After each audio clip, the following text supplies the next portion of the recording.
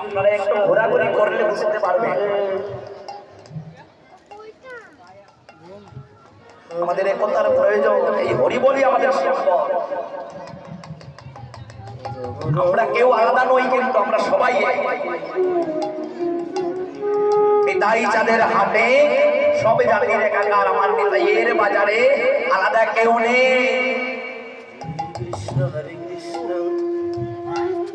নিতাই গৌর হরি হরি হরি বল হরি।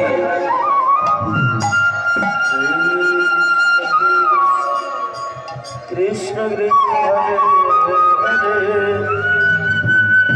হরে রাম হরে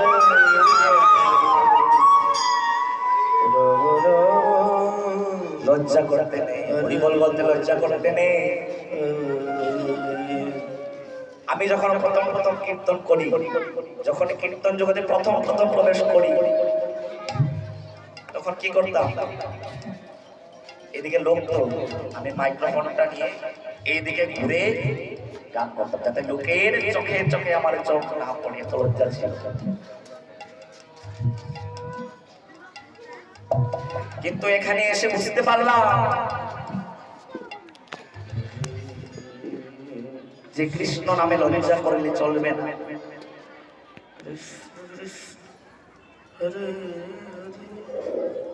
লজ্জা করলে কৃষ্ণ কৃপা কিভাবে লাভ করবো যদি না খুলে বলি? মনে করেন কোনো অফিসে আপনার কোনো একটা কাজের দরকার, কোনো একটা সিগনেচারের দরকার, এই সিগনেচারটা হলে আপনার অনেক উপকার হয়। তো আপনি যদি মুখ খুলে না বলেন কাউকে, আপনার সিগনেচারটা নেওয়া হবে হবে না। হরিবল বলা আমার মহাপ্রভু বলে গেছে, হরিবল বলো, হরিবল ছাড়া আর কিছু নেই। হরিবল, উলুধ্বনি, জয়ধ্বনি এইসব বলতে কৃপণতা করবেন না।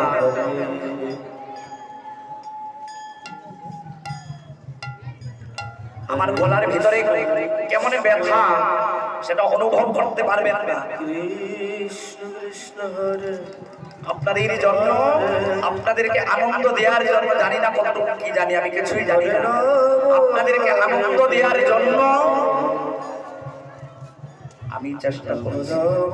গলায় আমার অনেক ব্যথা করছে, আপনারা যদি সাহায্য না করেন কেমন করে হবে? তো আজ পদ্মা বলছেন, হে নরু, তুমি গ্রহণ করো তোমার বস্তু, কিন্তু নরু তুমি আজ এই কৃষ্ণ প্রেম ধন নিয়ে যাবে। আমি যে এতদিন ছিলাম কৃষ্ণ প্রেমের ধনী, কৃষ্ণ ধনের ধনী ছিলাম, আমি ছিলাম কৃষ্ণ ধনের ধনী।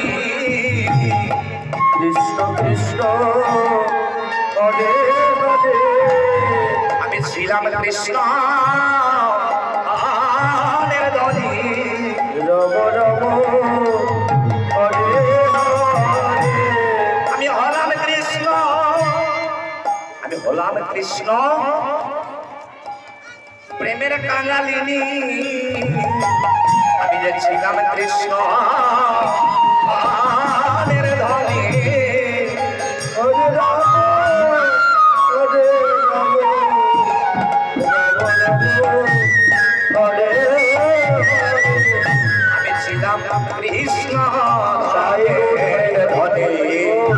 হরে রাম হরে রাম, আমি ছিলাম কৃষ্ণ ধনের ধনী। রাম রাম হরে হরে, আমি হলাম কৃষ্ণ প্রেমের কাঙালিনী, ছিলাম কৃষ্ণ প্রেমের ধনী। হরে কৃষ্ণ কৃষ্ণ কৃষ্ণ কৃষ্ণ হরে হরে, আমি হরে রাম রাম রাম হরে হরে, আমি ছিলাম কৃষ্ণ প্রেমের ধনী, হলাম প্রেমের কাঙালিনী। হরে রাম হরে রাম রাম রাম হরে হরে, কৃষ্ণ হরে কৃষ্ণ কৃষ্ণ কৃষ্ণ হরে হরে, হরে রাম হরে রাম রাম রাম হরে হরে।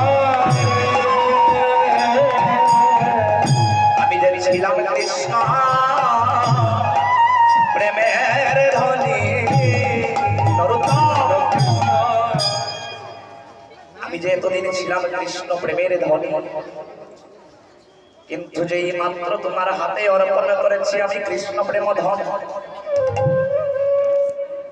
আমি যে আজ হতে হলাম কৃষ্ণ প্রেমের কাঙালিনী।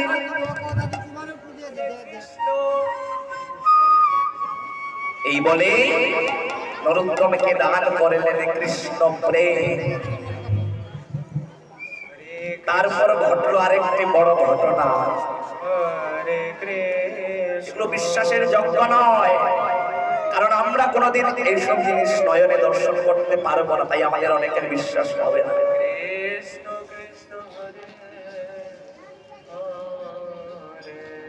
যখন ভক্ত নরোত্তম আস্তে আস্তে জলের উপরে উঠলে,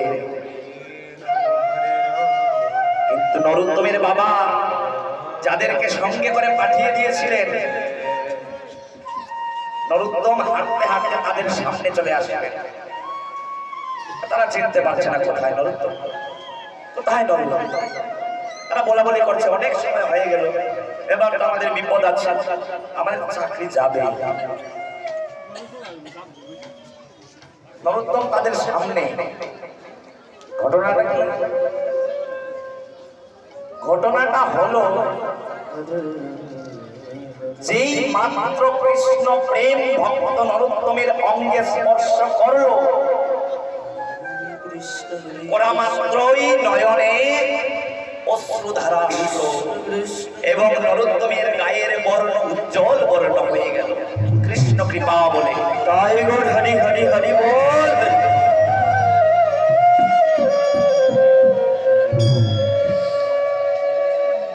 জলের মধ্যে নামলেন কালো, এবার উঠে আসলেন বর্ষা। কেউ কি চেনার কথা? কেউ চিনতে পারছেন? তিনি এসে বলছেন পেয়াদাদেরকে যে আমি নরু, চলো। তারা ব্যাপারটা না বুঝতে পেরে বলছেন ঠিক আছে, যা হবার হবে। এই বলে নরোত্তম বাড়ি গেলেন। এদিকে নিত্যানন্দ প্রভু আমার ভক্ত নরুকে স্বপ্নাদেশ করলেন, হে নরোত্তম, তুমি ঘরে থাকার জন্য আসনি, তোমার জন্ম ঘরে থাকার জন্য হয়নি, তুমি যে কলিজীবের মুক্তির জন্য এসেছো। স্বপ্নাদেশ করলেন নিত্যানন্দ প্রভু, তুমি চলে যাও সুদূর বৃন্দাবনে। বৃন্দাবনে গেলে তোমার আধার কৃপালাভ হবে, কিন্তু তোমাকে যে দীক্ষা নিতে হবে। এদিকে রূপ গোস্বামী জীব গোস্বামী বলে দিলেন স্বপ্নাদেশ করে ভক্ত নরোত্তমকে যে নরোত্তম তুমি যাও, তুমি দীক্ষা নেবে যার কাছ থেকে, তার নাম হল লোকনাথ গোস্বামী। নরোত্তমের গুরুদেবের নাম লোকনাথ গোস্বামী। আপনারা আবার মনে করবেন না লোকনাথ ব্রহ্মচারী, লোকনাথ ব্রহ্মচারী নয়, লোকনাথ গোস্বামী। যার কোন শিষ্য নেই, তিনি কোনদিন কাউকে দীক্ষা দেননি, আর তিনি মনে মনে স্থির করেছেন যে কোনদিন কাউকে দীক্ষা দেবেন না। কেন? দেখুন, পরম বৈষ্ণবের চিন্তাধারাটা দেখুন। তিনি চিন্তা করেছেন যে আমি যদি কাউকে দীক্ষা দিই, তাহলে নিশ্চয়ই আমার শিষ্যের কাছ থেকে আমাকে সেবা নিতে হবে, শিষ্যের সেবা আমাকে গ্রহণ করতেই হবে। তাই তিনি মনে মনে ঠিক করেছেন যে আমি কোনোদিন কাউকে দীক্ষা দেব না।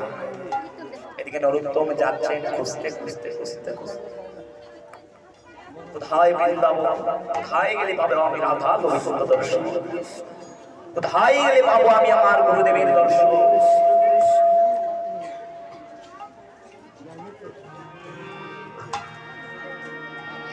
নরোত্তম বলছে হরি বলবো আরে মদন মোহন এরি বগ এই রূপে ব্রজের পথে চলিব গো। সবাই মিলে করবেন। এই গান সবার জানা আছে, আমি জানি। যারা জানেন না তারা চেষ্টা করুন, আর যারা জানেন ভগবানের সামনে চুপ করে থাকবেন, তিনি দেখতে পাচ্ছেন। আমার কোনো লাভ নেই, আপনি তার নাম নিলেও কি না নিলেও কি আমার কোনো যায় আসে না। আপনি নিলে আপনার ভালো, না নিলে আরো ভালো। আমি আগেই বলেছি লজ্জা বিনা ভয় ভয়ে থাকতে নয়।